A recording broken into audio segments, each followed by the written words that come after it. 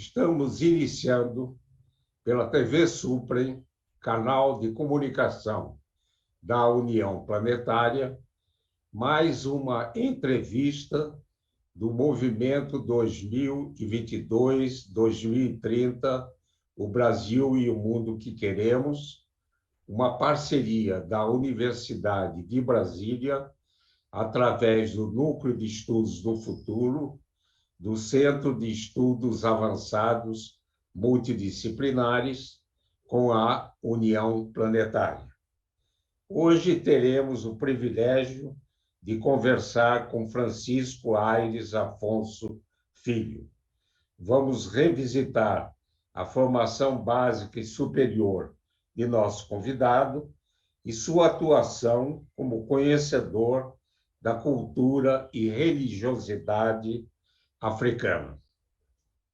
O nosso convidado é conhecido como Tata Nzanga Nigezentala, e ele é bacharel em teologia pela Faculdade de Teologia de Brasília e graduado em pedagogia pela Universidade de Brasília. Tem pós-graduação em Direito Administrativo, também pela Universidade de Brasília, e pela Escola de Administração Fazendária em Brasília. Também cursou na Universidade de Brasília o curso de extensão em Educação em Relações Étnicas Raciais.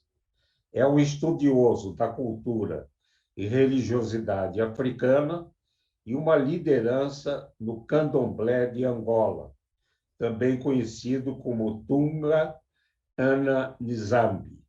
É capoeirista da Federação de Capoeira Angola, em Goiânia, e atualmente é servidor público junto ao Instituto Nacional de Seguro Social, o INSS. Muito obrigado, Francisco Aires Afonso Filho, por ter aceito ao nosso convite. Na minha primeira indagação, pediria para revisitar a sua infância e juventude, sua formação básica e superior e os caminhos que o levaram a ser um estudioso e líder nas culturas africanas. Por favor. Olá, saudações a todas as pessoas que nos ouvem. É um prazer estar aqui. Só tenho a agradecer a oportunidade de falar do que é a nossa vivência, do que nos move como conceito de ser. Isso é muito importante, a gente ter a oportunidade de fala e, acima de tudo, ter um conceito referencial que ajuda a nos mover nessa existência enquanto estamos do lado de cá da existência. Eu sou Tata Gunzetala, que é uma aglutinação da palavra Gunzekutala, né, que significa rei ou senhor, e como se fosse a visão do grande senhor, que esse nome eu recebi na iniciação do Candomblé de Angola, Congo, da família Tumba Junsara. Hoje eu sou liderança da Inzo Tumba Anazambi, que é a casa das filhas e filhos de Zambi. Eu sou maranhense, nasci no interior do Maranhão, nas matas maranhenses, como a maioria dos brasileiros e brasileiras, formação cristã, mas depois de várias caminhadas pelas tradições cristãs, eu me encontro com as tradições africanas e, posteriormente, especificamente, com as tradições de referenciais banto, que é o Candomblé de Angola. E aí fui iniciado em 1997 para o Mukishi, o Inkisi Lamburungunzu, um caçador, um conceito que o Candomblé de Angola preserva como um caçador divino. E a partir daí cumpri todos os meus ciclos iniciáticos e hoje lidero esta casa como um ganga, como tata, como um sacerdote da casa, e já temos várias pessoas iniciadas e já casas filhas para a preservação dos conceitos identitários desses povos africanos. Muito bom. Em 2028, apresentou no Congresso Internacional de Pedagogia Social, em coautoria com Renata de Lima e Silva, o trabalho Capoeira Angola, o Imaginário, Corpo de Mito, e poderia, então, ressaltar os principais pontos desse trabalho? A professora Renata, que hoje já se identifica como Renata Kabila Watala, que também é iniciada nas tradições Banto e assume o nome africano, que aqui, quando nós somos iniciados nas tradições Afro-Banto aqui, nós recebemos um nome africano como resgate de identidade. E ela hoje já se identifica como Renata Kabila Watala. Ela é uma grande liderança e pesquisadora nessa área.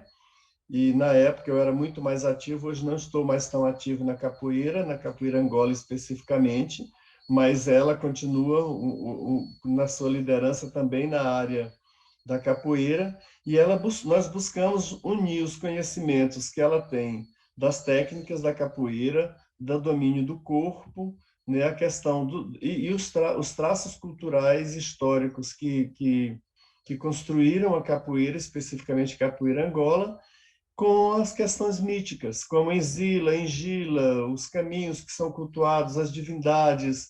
Então, fomos fazendo, ou eu servi como referência e trazendo para essa produção as referências míticas preservadas pelo candomblé. E ela traz a questão dos fundamentos acadêmicos e da capoeira.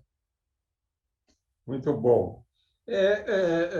Poderia explicar a importância de incluir na educação básica do Brasil a relevância e o conhecimento das matrizes culturais e religiosas africanas? As matrizes africanas, elas passam a ser também matrizes da constituição do povo, do que se chama hoje de povo brasileiro. Então, a gente vê e traz a referência como matriz africana, mas também como matriz constituinte do nosso povo, das nossas identidades, dos nossos conceitos civilizatórios e também dos conceitos de transcendência, que são muito além de religiosos, né? Nossos conceitos não são necessariamente religiosos ao modelo ocidental eurocêntrico, como é o predominante. Trazemos muito mais como conceitos civilizatórios e de pertencimento. Como essas matrizes também são matrizes constituintes do que se chama povo brasileiro, é de fundamental importância entender esses povos africanos antes do processo escravatório, porque se a tendência, sem um estudo aprofundado, legítimo e verdadeiro das matrizes constituintes dos nossos povos, a tendência é tratar os africanos como se só existisse pós-escravidão, né? O processo escravatório que tenha gerado esses povos. E não é verdade. Esses povos já existiam, já tinham conceitos civilizatórios organizacionais antes do processo escravatório. Eles só sofrem essa grande violência histórica que continuamos com essa ferida aberta até agora, principalmente no Brasil, no conceito reparatório, no conceito de dar o devido valor a estes povos e seus traços culturais e civilizatórios que nos constituem, desde a linguística, a culinária, a organização social, aos conceitos transcendentes, ao jeito de falar, de vestir, ao ritmo, à música, à dança. Essas matrizes permeiam todas as nossas principais bases de civilização que a gente pode chamar de povo brasileiro. Então, é de suma importância que essa lei seja devidamente aplicada, não necessariamente no cunho religioso, né? Mas no cunho de formação desses povos e das suas contribuições identitárias para a formação do povo brasileiro. É de suma importância. Gostaria de comentar, né, que na formação educacional formal que eu tive, né, praticamente não se falava nas matrizes e a influência culturais e religiosas que os afrodescendentes, né, e também se passa por cima dessa vergonha para a humanidade de que foi a época da escravidão, né?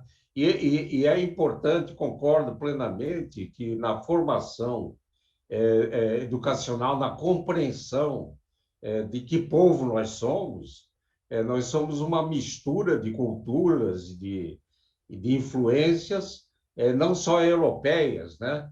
E as matrizes culturais, religiosas da África têm uma influência muito grande na formação e nos costumes, né? Dos cerimoniais, etc. Então, é preciso que, eu acho que na formação básica das nossas crianças e jovens, eles tenham uma ideia e a importância da cultura africana na formação da personalidade, vamos dizer assim, do povo brasileiro. Recentemente, Neste publicou um artigo. Sim, Só complementando, não é nem só na questão da personalidade, na questão mesmo social. O extrato social brasileiro está permeado, na grande maioria, de pessoas negras. E se certo. essas pessoas não se veem reconhecidas na história, não compreendem quem eram estes povos antes de serem escravizados, como são trazidos para cá, como é tratado historicamente e qual a sua participação atual, nós terminamos gerando exclusão e reforçando o racismo, reforçando ideias que são fundamentalistas, que são excludentes. Então, é muito importante gerar, não só em questão do passado, mas de inclusão dessas pessoas agora, nessa atualidade, no extrato social, com todas as possibilidades com todas as garantias de liberdade, de justiça, de reconhecimento, de garantias de todo o seu jeito de viver.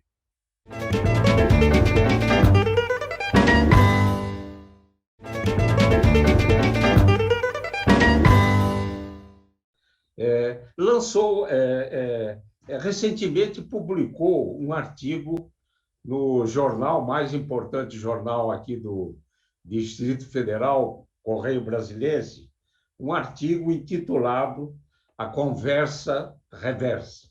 Poderia apontar os principais pontos desse artigo? Esse artigo nasceu de um evento que aconteceu aqui na região do Distrito Federal, que foi as pessoas, após serem iniciadas na tradição do candomblé, foram levadas a uma igreja católica de confissão romana para saudar o altar numa espécie de bênção. Gerou não só estranheza à comunidade católica, como ela se sentiu invadida e se sentiu no direito de rechaçar aquelas pessoas como se fosse o próprio demônio, reforçando a ideia de demonização das pessoas africanas e das suas tradições. Com isso, eu chamei nesse artigo a reflexão da história, como que isso se organizou. Por que essas pessoas foram levadas? Porque era muito comum, no princípio, quando a igreja era a grande força política e quem tinha o grande poder dominador, independente de tradição que você pertencesse, era levado à igreja. Igreja que, na maioria das vezes, elas não podiam nem entrar, ficavam nas escadarias, né? E até hoje tem muitas tradições que são mantidas nas escadarias, porque as igrejas não são permitidas com os ritos tradicionais africanos. Então, eu fiz essa reflexão histórica para dizer que não tinha nenhuma novidade. Em Brasília podia ser estranho, podia haver esse estranhamento, mas isso histórico, a igreja não tinha o direito de não reconhecer como essa história foi construída. Então, isso foi um chamado à reflexão, tanto da igreja como dos povos de candomblé, dos povos que se referenciam africanamente, para saber qual a necessidade hoje de se levar uma pessoa do candomblé a saudar um altar cristão. Muito bem. Na realidade, né, a gente não atingiu na humanidade, né, a veracidade de que todos somos irmãos, independente da cor da pele, independente dos nossos pensamentos, né? E esse fato deve ser denunciado e a gente deve superar no futuro todas essas discrepâncias de nos entendermos como todos no planeta somos irmãos, somos seres da mesma espécie animal e precisamos realmente atingir a meta de sermos o Homo sapiens, né? Então, parabéns por esse artigo mostrando que isso não é uma atitude correta. Queria completar alguma coisa? Não, sim, o pensamento universal de que somos iguais, ele precisa ser construído, mas construído no sentido de que somos iguais dentro das nossas diferenças, reconhecer as diferenças, reconhecer Exato. as culturais, não igualar no sentido de que tem uma cultura dominante que para que todos sejam iguais tem que aderir a elas. A igualdade é exatamente no sentido de respeitar todas as identidades, né? Perfeito. Lançou recentemente um livro de poemas, O Vento nos Trouxe e Nos Alimentou. Poderia antecipar a importância desse livro? Sim, sim, foi uma grande conquista, foi resultado do escrito desses longos anos de vivência do candomblé. Foi um jeito de registrar, cristalizar no tempo como eu penso o Inquice e o Muquixe, que são os divindades, os seres míticos que nós cultuamos no candomblé de Angola Congo, como referenciais ancestrais desses povos banto, a sua ligação com a natureza, só que isso de forma de poesia, ligando aos traços históricos da convivência com outros povos africanos, como os Yorubás, né, que cultuam orixás, como os Fombê, que cultuam voduns, com os traços folclóricos brasileiros. E com isso a gente registra o nosso pensamento de uma maneira poética e contribui, inclusive, para uma preservação desse jeito de pensar e até para o mundo acadêmico. Quem sabe esse livro pode ser usado nas escolas como referencial cultural do pensamento desses povos bantos preservados no Candomblé de Angola. Foi um grande prazer lançar esse livro. Muito bom. Eu vou fazer uma indagação que não estava no nosso script, mas quais são os seus planos no futuro dentro dessa sua atividade que você pretende realizar aqui no Distrito Federal e no Brasil? Pois é, eu tenho alguns já escritos em fase de terminar, que é uma perspectiva teológica, chamado Teologia Negra, um ensaio teológico afrocentrado. Eu quero, inclusive, preservar a palavra teologia, que não diz necessariamente respeito a nós, mas para chamar a atenção que a gente também tem um pensamento sobre o transcendente, né? Então, é uma perspectiva de lançar esse livro, né? Tem uma outra perspectiva de lançar especificamente sobre relatos, mitos, que esses Inquice, que esses Muquiche são preservados no Candomblé de Angola Congo.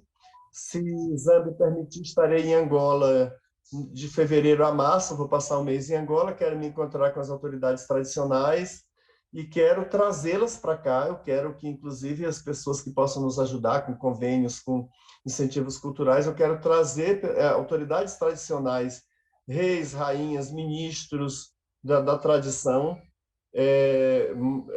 que são legítimos, só não são reconhecidos nessa estrutura organizacional do mundo atual, mas são legítimos dentro dos seus povos, e fazer esse intercâmbio cultural com esses povos tradicionais que ainda resistem na sua cultura, na sua tradição, com toda a força que sofreram e sofremos da colonização. Certo. O movimento 2022, 2030, o Brasil e o mundo que queremos, ele pretende envolver os jovens na construção de um Brasil e um mundo melhor e mais justo. Poderia, no final dessa nossa conversa, enviar uma mensagem aos jovens que nos assistem? Sim, sim. Juventude é símbolo de impetuosidade, de força, de idealismo. É a perspectiva de futuro. Mas a juventude precisa se ver como futuro, mas precisa se reconhecer em raízes. Ninguém nasceu hoje. Quem é jovem não nasceu jovem com a idade que tem. Quem é velho não nasceu velho. Todos nós fizemos essa caminhada à existência nessa forma material que temos hoje. Então, é conclamar essa juventude para fazer esse futuro justo, de justiça social acima de tudo, porque aí, tendo justiça social, vai ter contemplação das diferenças, das identidades, das religiões, das línguas, dos pertencimentos de cada povo, mas que para isso que isso aconteça é preciso se reconhecer como raiz. Quem somos, de onde viemos, qual a nossa história, quem são nossos ancestrais, quem são nossos antepassados, como essa história que nos chegou foi construída. Então, essa perspectiva crítica, no sentido positivo de como chegamos aqui, é muito necessária para que a gente faça um mundo com mais possibilidade de justiça social, de harmonia, uma harmonia universal, como foi falado já, né, de que todos os humanos, e não só humanos, todos os seres que nascem nesse planeta, que vivem nesse planeta, têm direito à existência de maneira digna, de maneira plena, como se concebe e como se reconhece nesse mundo. Então é isso, juventude. Vamos lá, que os nossos jovens, meninos, meninas, dentro de toda a diversidade que possa se reconhecer nessas identidades, assumam a sua raiz ancestral, sua ancestralidade e façam um mundo melhor para nós que somos ancestrais do futuro. Muito bom. Assinamos embaixo a sua bela mensagem, né?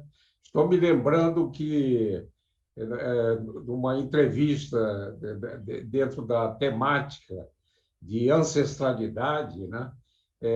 Se a gente não desempenhar um papel durante a nossa existência virtuoso, a gente não é colocado nesse plano da ancestralidade. Quer dizer, na realidade, nossas atividades, o dia a dia, o que a gente faz é que nos coloca para as futuras gerações como ancestrais. Então, temos todos, independente da crença que temos, temos que realizar as ações virtuosas que, como apontou, não só com os seres humanos, mas também com a natureza, com essa mãe terra em que vivemos. Muito obrigado, Tata Nicosantala, espero que tenha pronunciado direito, por essa interessante, importante conversa. Desejo sucesso nos seus planos futuros e conte com a Universidade de Brasília e com a União Planetária como suporte de divulgação. Eu acho que existem objetivos comuns dentro de suas atividades com o nosso movimento, que é uma parceria da Universidade de Brasília com a União Planetária. E ficamos à disposição para acompanhar e divulgar as atividades dentro desse planejamento para o futuro.